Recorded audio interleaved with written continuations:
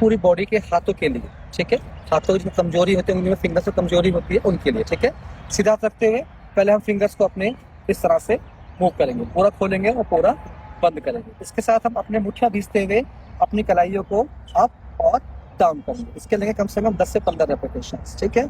इसका अपनी फिंगर्स को खोलेंगे मूव करते हुए, और फिंगर्स को फिर हम इस तरह से मूव करेंगे अप एंड डाउन करेंगे। लगभग 10 से 15 रेपिटेशन इसके हम लेंगे। हाथ को लाएंगे इस तरह से आगे, और धीरे धीरे अपने हाथों को हम इस तरह से मूव करेंगे, और फिर फिंगर्स को खोलते हुए फिर से इसको इस तरह से मूव करेंगे।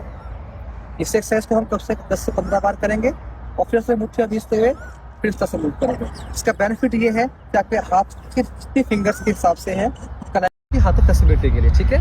या तो आप योगा रबड़ यूज कर सकते हैं, या आप चद्दर यूज करिए। सिंपल लीजिए, हाथों को इस तरह से मूव करते हुए, और इससे अपने हाथों को मूव करते हुए ऊपर की तरफ मूव करेंगे और नीचे की तरफ इस तरह मूव करते हुए हाथ को आप आगे पीछे आप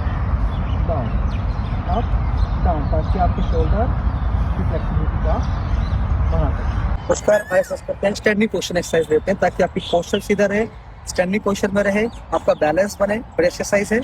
हाथ सीधा रखेंगे, पहले अपने अंगूठे से पैर को ऊपर के लेकर के आएंगे, और सीधा बिल्कुल पैर, बॉडी को होल्ड करेंगे। ये एक्सरसाइज आपके बॉडी पोस्चर के लिए, आपके स्टैंडिंग पोजीशन के लिए। इस पैर को आप लेकर के आएंगे, इस तरह से दूसरे पैर पर आएंगे, दूसरे पैर को पकड़ेंगे और सीधा मूव करेंगे, सामने करेंगे। तो बॉडी एक्सरसाइज आपके स्टैंडिंग पोजीशन के लिए, पोजीशन एक्सरसाइज आपके शोल्डर के लिए, ठीक है।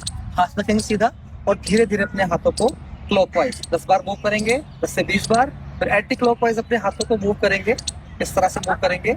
और उसके बाद आते हैं आपकी कोहनियां। फिर कोहनी के लिए एक्सरसाइज इस तरह से मूव करेंगे, इस तरह से मूव लेफ्ट राइट मूव करते हुए आगे लेकर के आएंगे। धीरे धीरे अपने हाथों को इस तरह से मूव करेंगे, और उसके बाद अपने शोल्डर करते हैं क्लॉकवाइज और आपके पैर में पंचों करते, चल नहीं पाते, खड़े नहीं पाते, स्टैंडिंग में दिक्कत हो जाती है इनको। कमर पे हाथ रखेंगे, पैर पकड़ रखेंगे, और अपने पैर को क्लॉकवाइज मूव करेंगे। जो लोग खड़ा ना पाए सारा दीवार कर लेंगे। फिर उसके बाद एंटी क्लॉकवाइज मूव करेंगे, इस तरह से अपने दूसरे पैर पर आएंगे, यही सेम पोजीशन मूव करेंगे। 10 से 20 बार पैर को क्लॉकवाइज, 10 से 20 बार पैर को एंटी क्लॉकवाइज। फिर दूसरे पैर पे आएंगे, इसी तरह पैर को अप डाउन 10 से 20 बार मूव करेंगे।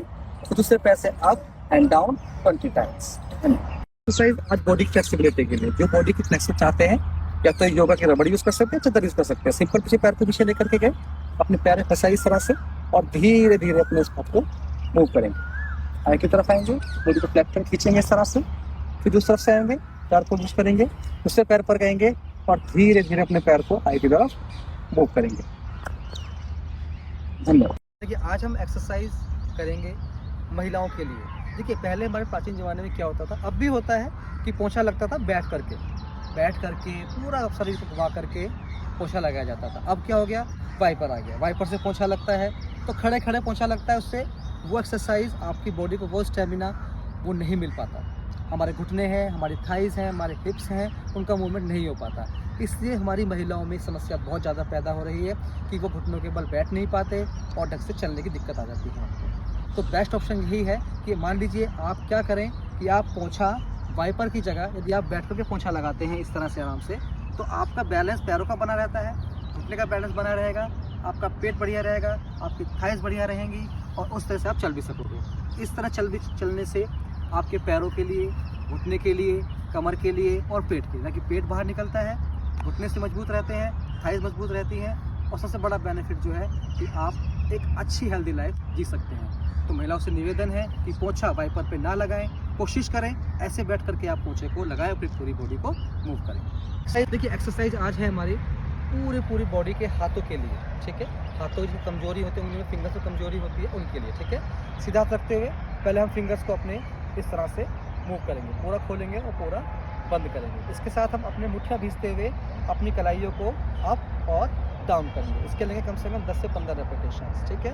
इसका अपनी फिंगर्स को खोलेंगे मूव करते हुए, और फिंगर्स को फिर हम इस तरह से मूव करेंगे अप एंड डाउन करेंगे। लगभग 10 से 15 रेपिटेशन इसके हम लेंगे। हाथ को लाएंगे इस तरह से आगे, और धीरे धीरे अपने हाथों को हम इस तरह से मूव करेंगे, और फिर फिंगर्स को खोलते हुए फिर से इसको इस तरह से मूव करेंगे। इस एक्सरसाइज को हम कम से 10 से 15 बार करेंगे, और फिर से मुट्ठियां भीजते हुए फिर इस तरह से मूव करेंगे। इसका बेनिफिट ये है कि आपके हाथ के जितने फिंगर्स के हिसाब से हैं, कलाई को मजबूत करेगा और बढ़िया बनाएगा।